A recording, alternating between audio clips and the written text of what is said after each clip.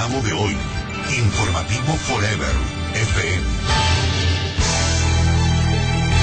Son las 8 de la mañana y 1 minuto. Vamos a conversar con el ingeniero Rafael Dávila, asambleísta ecuatoriano. Pero haciendo una aclaración, aquí yo tenía un mal informe. Él es asambleísta por Alianza Libertad, no por Alianza País. Y lo hago de una manera muy enfática.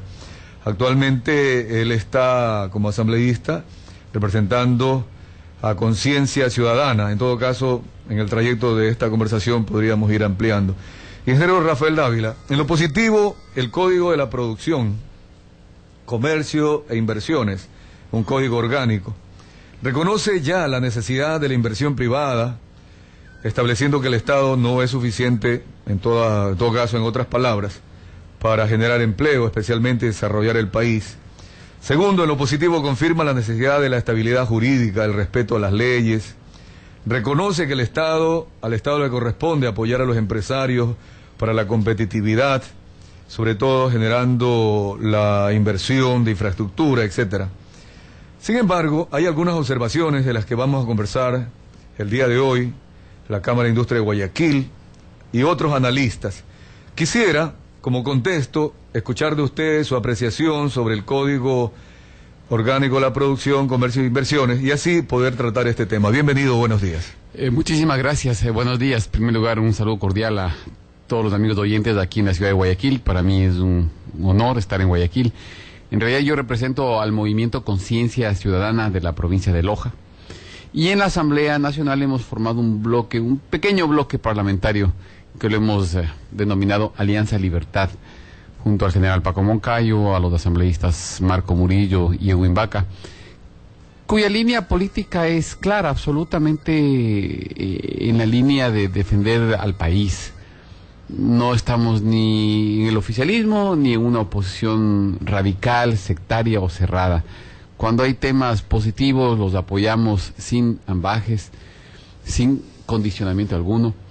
Y también cuando hay temas negativos los cuestionamos con absoluta transparencia y frontalidad. Mire, el Código de la Producción, le agradezco la consulta, tiene cosas buenas y cosas malas como todo en la vida, ¿no? Yo quisiera resaltar primero las cosas positivas. Me parece que es una clara señal que el gobierno envía al país de que ha entendido la importancia del sector privado.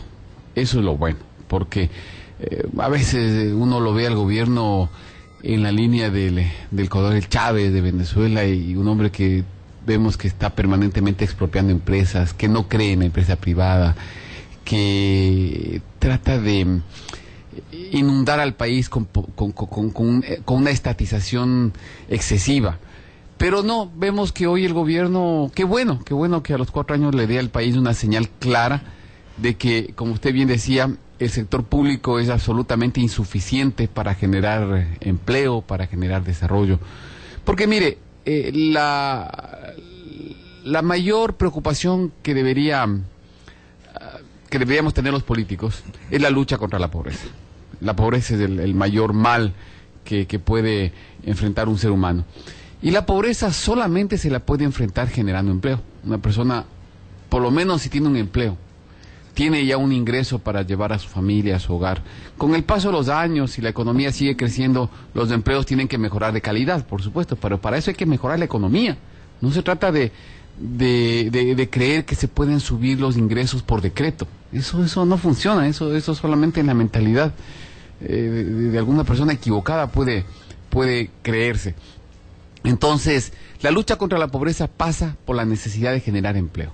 Y el empleo solamente se puede generar cuando en un país hay inversión, cuando se fomenta la producción. No hay otra forma. Y este gobierno nos ha venido dando varias señales en las que parecería que nos quiere decir que es el Estado el que va a resolver todos los problemas de la ciudadanía. El Estado es el que va a construir una refinería aquí, va a construir una carretera por allá, va a construir hasta fábrica de fármacos estaba pensando hacer, no sé cómo seguirá ese proyecto. Entonces creer que es el Estado el que puede generar progreso, desarrollo económico, crecimiento económico, es una falacia. Hoy en todo el mundo, los países que se han desarrollado han logrado comprender que el progreso solamente se alcanza con esa conjunción de esfuerzos entre sector público y sector privado. Y el gobierno, con el Código de la Producción, quiere decirle al país, me parece a mí, yo entiendo así, una clara señal de que el sector privado es importante, de que hay que fomentar la producción, de que hay que incentivar la inversión, y a través de la producción y la inversión tendremos en el Ecuador más fuentes de empleo, que es lo más importante, crecimiento económico y desarrollo. Eso yo sí quisiera resaltar. Creo que en ese sentido definitivo, estamos de acuerdo. Es una señal importante, se crean incentivos tributarios a las nuevas inversiones en el país.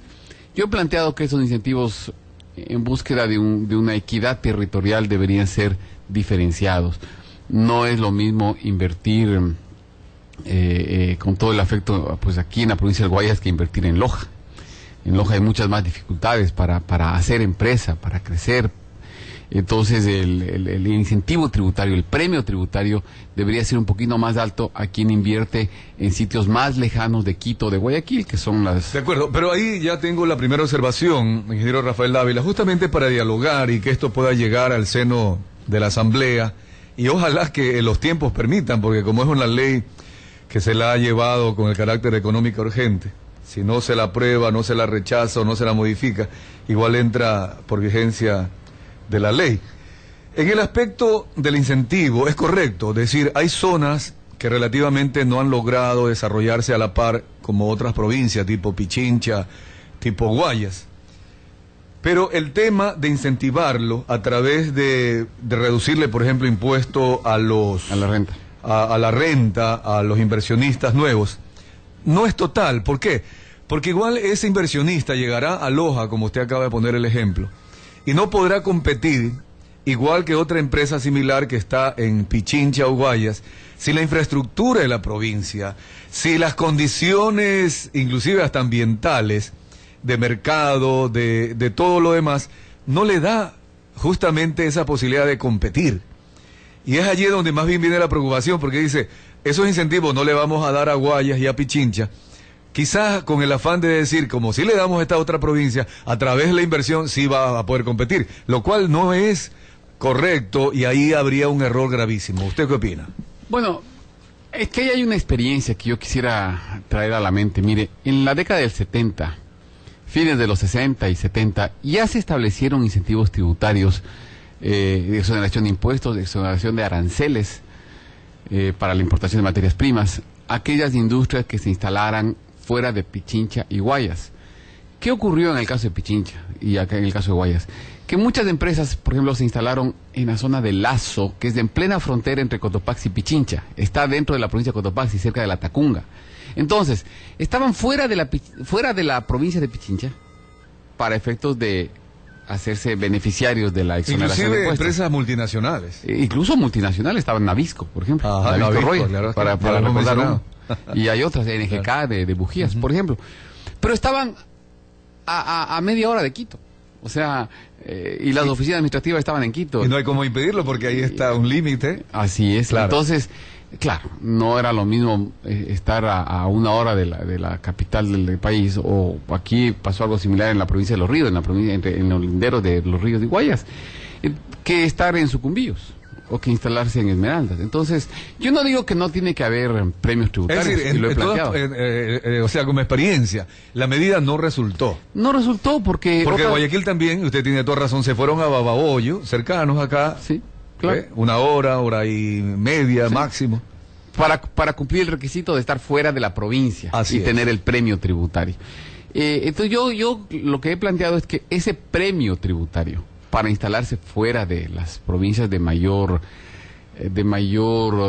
infraestructura industrial, debería ser diferenciado ese premio. Si está más lejos, dale un mayor premio, no 4 años, sino 6 años o 7 años de exoneración de impuestos, por un lado. Por otro lado, me parece que ahora también hay algo que resaltar. Hoy no están fuera quienes estén fuera de Pichincha y Guayas.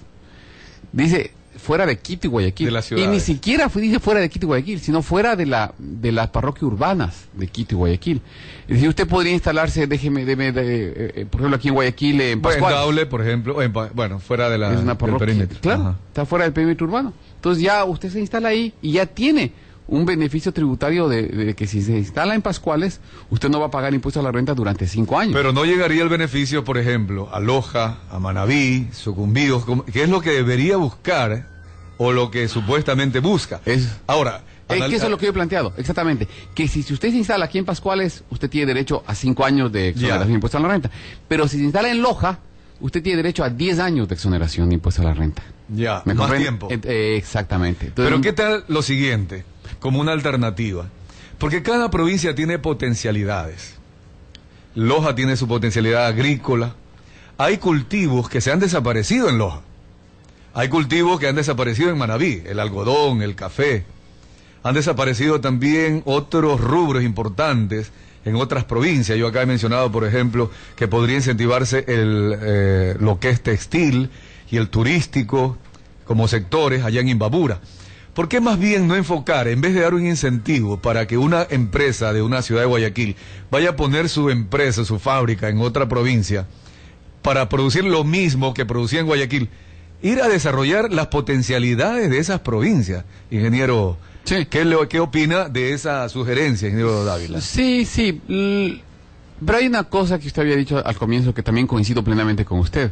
Aún ese incentivo tributario es insuficiente si esa X provincia no tiene infraestructura, además. No tiene buenas carreteras, no tiene servicio de energía eléctrica, no tiene servicios de telecomunicaciones adecuados. El personal preparado. La mano de obra calificada y personal administrativo, técnico de mayor preparación, es verdad. Todo eso es cierto. Por eso, precisamente, es que este incentivo tributario lo que intentaría es compensar esas otras deficiencias que existen en muchas provincias del país. Para que sea el empresario el que genere, por ejemplo, mano de obra calificada. ¿Cómo hacerlo? Correcto. Es decir, bueno, si es que un empresario se instala en determinada zona porque se siente motivado, porque no va a pagar impuestos durante 7, 8 años, bueno, ese empresario seguramente va a contratar gente que está preparada en cualquier parte del país y le traslada a vivir en esa zona. Esto va a ir generando un desarrollo más equitativo del territorio nacional. Podría ser casi provocar una migración de Guayaquil, que tiene alto desempleo, hacia otras ciudades con familias y todo. Pero yo le digo una cosa, en Quito, en Guayaquil, de pronto hay mucho desempleo, precisamente como una consecuencia de la enorme migración que llega a estas ciudades desde otras provincias. Entonces, lo que se intentaría con esto es tratar de evitar que esa migración continúe ahondándose en el futuro. Sino que ahí como que le damos la vuelta al tema, ¿verdad? Precisamente porque esas provincias no han sido apoyadas, no tenían la infraestructura adecuada, la educación adecuada inclusive. ¿Sí? Entonces por eso vinieron a las ciudades. Ahora, ¿cómo hacer? Ojalá que se lo haga como algo integral y no solo con el incentivo y le digan al empresario, vaya a ver cómo hace usted para desarrollar educación, etcétera, etcétera, ¿no? Ahora, hay otro tema. El proteccionismo que se le daría a la empresa ecuatoriana con los aranceles elevados a la importación. Desde un punto de vista siempre básico, es positivo porque decimos apoyamos la industria nacional, etcétera. Pero volvamos también a la experiencia. Ya tuvimos por medio de la CEPAL la protección o la sustitución de importaciones, como se le llamaba. Y el empresario, no todos, algunos se aprovecharon